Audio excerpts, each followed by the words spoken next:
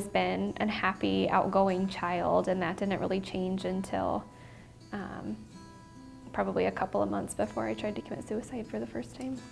When I was 14, I started having some self-esteem issues with myself, just had a lot of self-hatred for really no apparent reason. I was thin, tall, there was really nothing to be concerned about, but for some reason in my head I just didn't like myself very much, so I started cutting when I was about 14, and first time I took a pair of scissors and cut my arm, and for some reason felt better, and it had continually progressed since then to where I really had a large amount of self-hatred for myself, and attempted to commit suicide one time by overdosing on pills.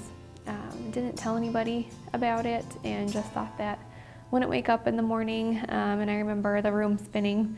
I was 15 at that time, and I woke up vomiting violently and had to tell my mom what happened. And she took me to the hospital, and then I think that they really realized that something was wrong.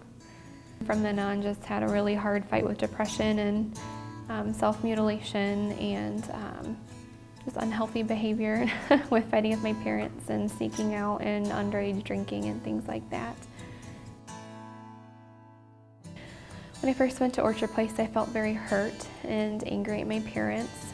I don't think that they ever intentionally wanted me to feel abandoned or that they had given up on me, but no matter how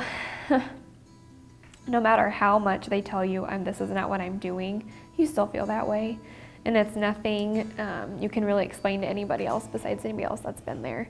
And you know that your parents do love you later, but at that time you definitely feel abandoned. And I really think it took me about 3 or 4 months to get past that anger and to get past that hatred for the place in general, to really focus on working on myself. When I would tell somebody if they were in my place before I came to Orchard Place, is that your story's never over. You may think it is, but it's not, and there's always something better that's coming. It's just being able to look past that, that cloudy day and seeing the sun behind there somewhere.